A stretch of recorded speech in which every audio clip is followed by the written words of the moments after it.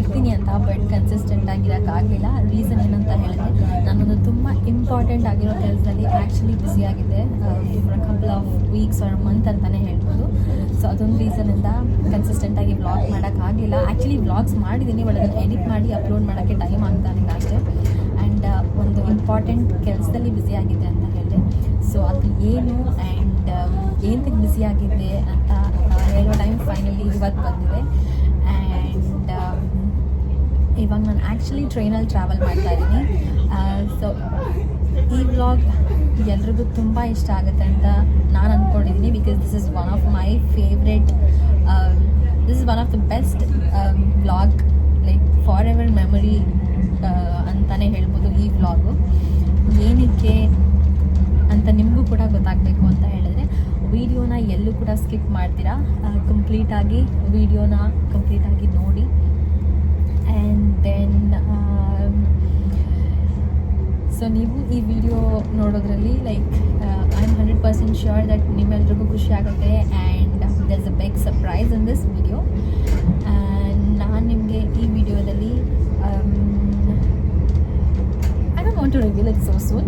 So yeah, let's keep the excitement hold on until a couple of minutes. So ಇನ್ನೊಂದು ಸ್ವಲ್ಪ ಹೊತ್ತಿಗೆ like ಈ ವಿಡಿಯೋದಲ್ಲಿ ಇನ್ನೊಂದು ಸ್ವಲ್ಪ ಹೊತ್ತು ಆ ಎಕ್ಸೈಟ್ಮೆಂಟ್ ಹಂಗೆ ಇರಲಿ. ನಾನು ಹೇಳಲ್ಲ ಏನು ಎತ್ತ ಅಂತ. ಸೊ ನಾನಿವಾಗ ಆ್ಯಕ್ಚುಲಿ ಟ್ರಾವೆಲ್ ಮಾಡ್ತಿದ್ದೀನಿ ಆ್ಯಂಡ್ ಟ್ರೈನಲ್ಲಿ ಟ್ರಾವೆಲ್ ಮಾಡ್ತಿದ್ದೀನಿ. ಆ್ಯಂಡ್ ಟ್ರೈನಲ್ಲಿ ಟ್ರಾವೆಲ್ ಮಾಡ್ತಿರೋದ್ರಿಂದ ನಾನು ಟ್ರೈನ್ ಜರ್ನಿ ಹೇಗಿರುತ್ತೆ ಅಂತ ಕೂಡ ನಿಮ್ಗೆ ಹೇಳ್ತೀನಿ. ನೋಡಿ ಹೀಗಿರುತ್ತೆ, ತುಂಬ ಸ್ಪೇಷಿಯಸ್ ಆಗಿ, ಮೇಲೆ ಎಲ್ಲ ಸ್ಪೇಷಿಯಸ್ ಆಗಿ ಲಗೇಜಸ್ ಇಕ್ಕೊಬೋದು. ಮತ್ತು ಸೀಟಿಂಗ್ ಅರೇಂಜ್ಮೆಂಟ್ಸ್ ಕೂಡ ತುಂಬ ಅಂದರೆ ತುಂಬ ಚೆನ್ನಾಗಿರುತ್ತೆ ಆ್ಯಂಡ್ ಬ್ಯೂಟಿಫುಲ್ ಆಗಿದೆ. ಟ್ರೈನ್ ಜರ್ನೀಸ್ ಆರ್ ಆಲ್ವೇಸ್ ಚೆನ್ನಾಗಿರುತ್ತೆ ಬಿಕಾಸ್ ಸ್ಪೇಷಿಯಸ್ ಆಗಿರುತ್ತೆ. It will be really nice. ನನಗಂತೂ ಟ್ರೈನ್ ಜರ್ನಿ ಮಾಡೋಕ್ಕೆ ತುಂಬ ಅಂದರೆ ತುಂಬಾ ಇಷ್ಟ. ಸೊ ಇವಾಗ ನಾನು ಎಲ್ಲಿ ಹೋಗ್ತಿದ್ದೀನಿ ಏನು ಅಂತ ಐ ನಾಟ್ ಟೆಲ್, ಇವಾಗ ನಾನು ಹೇಳಲ್ಲ. ಅಲ್ಲಿ ಹೋದ್ಮೇಲೆ ಮತ್ತೆ ನಾನು ನಿಮಗೆ ಎಲ್ಲಿಗೆ ಬಂದೆ ಆ್ಯಂಡ್ ಯಾಕೆ ಬಂದೆ ಅಂತ ಹೇಳ್ತೀನಿ. So just keep the excitement on.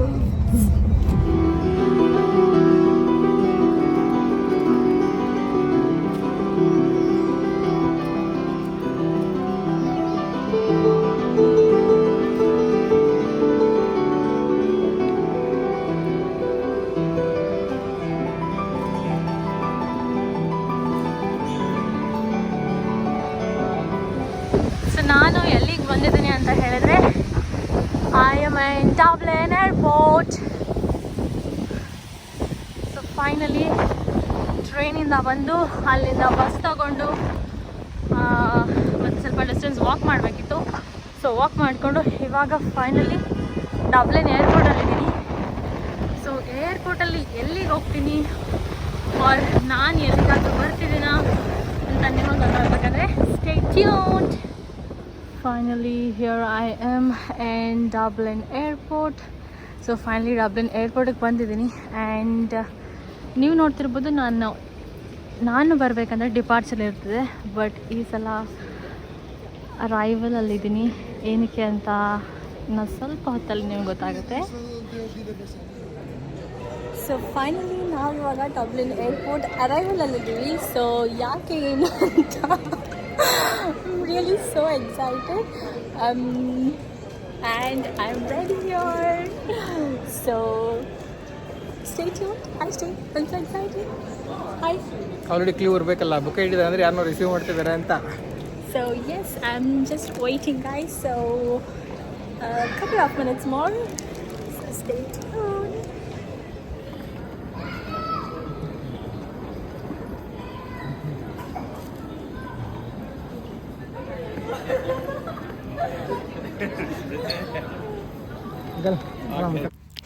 Yes guys, so ನಾನು ಹೇಳ್ತಿದ್ದು ಇದೇ ವಿಷಯನೇ.